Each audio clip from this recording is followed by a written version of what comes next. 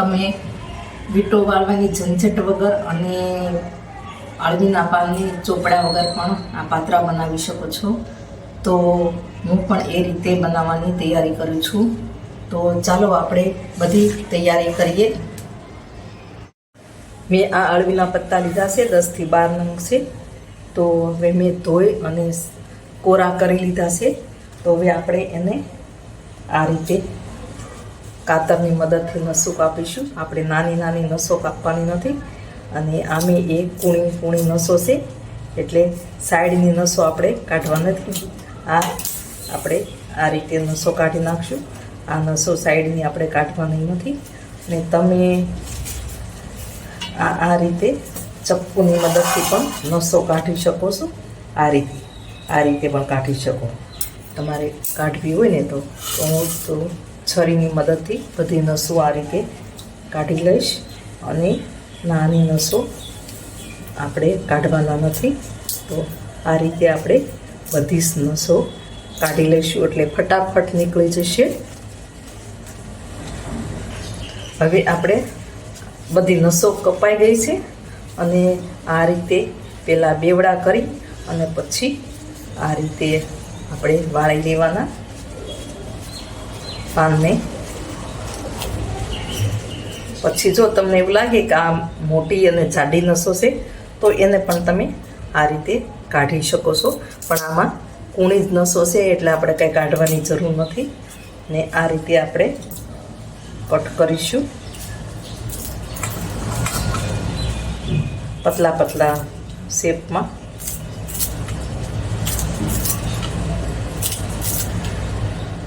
આ રીતે આપણે બધા જ પાનની કટિંગ કરી લઈશું.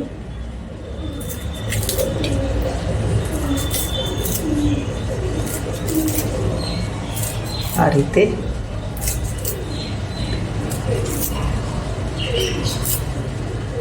તમે ચપ્પુની મદદથી પણ કાપી શકો છો. તો આ રીતે આવા ટુકડા લાંબા લાંબા ટુકડા થઈ જશે. તો આ રીતે આપણે બધા જ કાપી લઈશું. હવે અળવીના પત્તા બધા સમારીને તૈયાર છે. તો આપણે આદું આપણે આ રીતે છીણીને નાખીશું.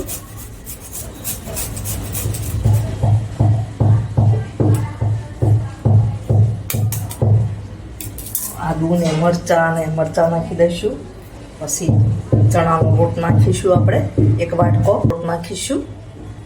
ચોખાનો લોટ થોડો નાખીશું. તમે વધતો ઓછો કરી શકો છો. આપણે ચોખાનો થોડોક જ લોટ નાખ્યો, કારણ કે તેનાથી ક્રિસ્પી બને છે. આપણે હવે સ્વાદ મુજબ મીઠું નાખીશું.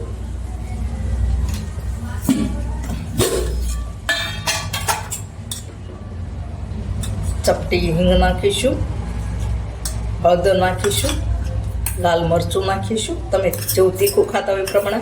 આપણે લીલા મરચાં તો નાખ્યા છે, પણ લાલ મરચું એ નાખીશું.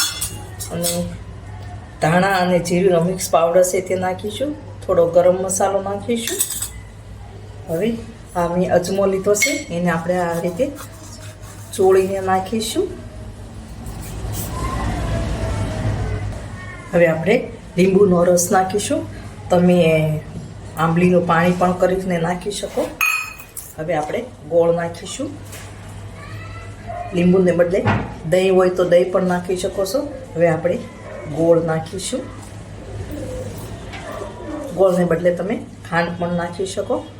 તમે જે રીતે ગળ્યું ખાતા હોય એ પ્રમાણે નાખવાનું.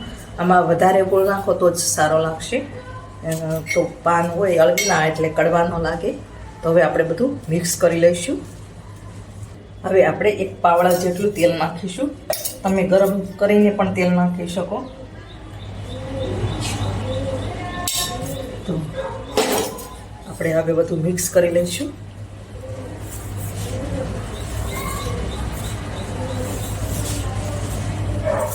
હવે આપણે પાણીથી લોટને ડોઈશું અથવા બેટર બનાવીશું. તમે જે કહેતા હોય એ પ્રમાણે.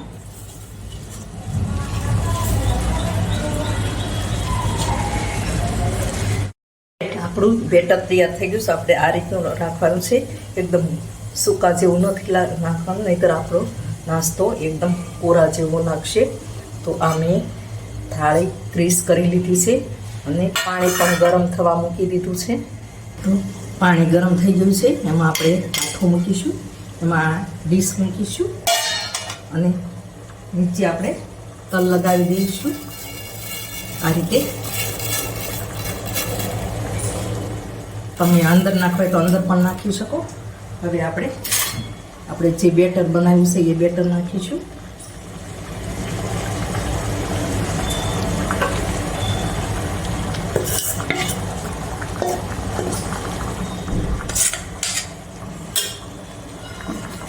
આપણે ચમચાની મદદથી આ રીતે કરી લેવાનું બેટર.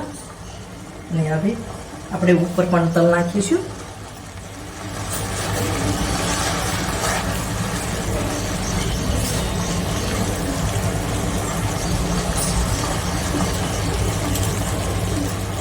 હવે આપણે ઢાંકી દઈશું, 15 થી 20 મિનિટ ચડવા દઈશું. હવે 15-17 મિનિટ થઈ ગઈ છે.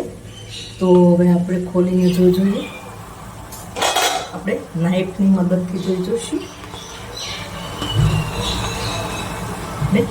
હવે ચપ્પુ એ ચોટતો નથી, તો હવે આપણે ગેસ બંધ કરી દઈશું. તમે ટૂથપીકની મદદથી પણ ચેક કરી શકો છો. તો હવે આપણે આટલું આપણે કાઢીને પણ જોઈએ.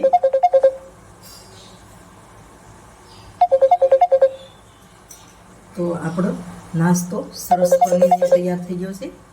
હાથે પણ ચોટતો નથી, તો તમે જોઈ શકો છો. તો હવે ગેસ બંધ કરી દઈએ અને આપણે 5 થી 7 મિનિટ આપણે ઠંડો થવા દઈશું. ગેસ બંધ કરી દીધો છે. હવે આપણે સાણસીની મદદથી કાઢી લઈશું.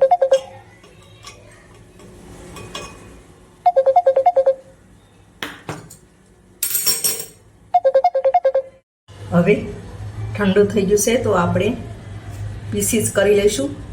આ રીતે પહેલાં ચારે બાજુથી થોડુંક હલકું ઉલટું કરી લઈએ, પછી એમના બાઈટ કરી લઈશું. આપણે એકદમ ફૂલ ડીશ ભરી દીધી હતી, એટલે ઉપર ફૂલીને આ એવી થઈ ગઈ છે. તો આપણે નાના નાના પીસીસ કરી લઈશું.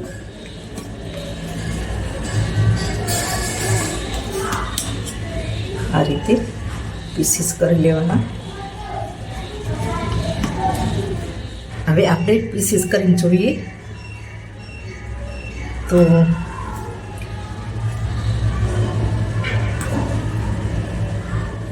તમે જોઈ શકો છો કેટલા મસ્ત બન્યા છે. તો આપણે બીડા વાળવાની પણ ઝંઝટ પડતી નથી. તો હવે આપણે વઘાર કરવો હોય તો કરી શકાય, નહીંતર તો આપણે કોઈ બી ચટણી જોડે કે એમ ખાઈ શકાય છે. તો ચાલો આપણે વઘાર કરીએ. તેલ ગરમ મૂકી દીધું છે. તો હવે આપણું તેલ પણ ગરમ થઈ ગયું છે. તો રાઈ નાખીશું, કરી પત્તા નાખીશું, તલ નાખીશું. તલ તો ન નાખો તો પણ ચાલે. હવે આપણે આ રીતે પીસીસ મૂકી દઈશું, એકદમ સ્લો ગેસ રાખીને.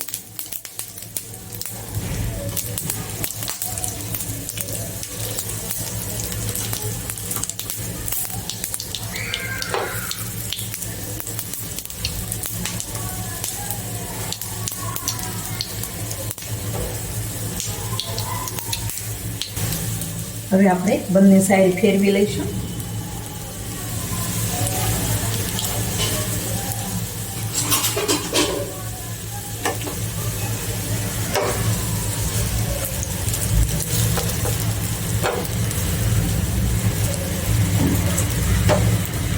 આ રીતે આપણે ફેરવી લેવાના બધા જ પીસીસ.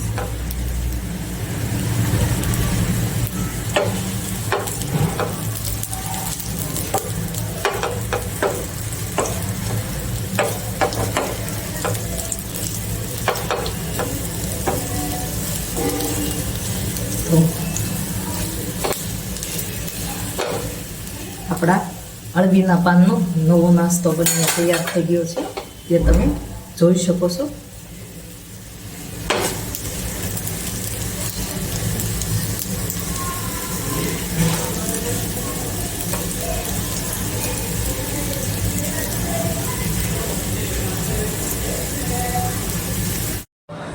આપણે પાત્રાની વીંટો વાળ્યા વગર કે આપણે ચોપડા વગર પણ આપણે આ પાત્રા બનાવી શકીએ છીએ, અને કોઈ પણ ઝંઝટ વગર ફટાફટ બની જતા આ પાત્રા મારી રીતે બનાવજો.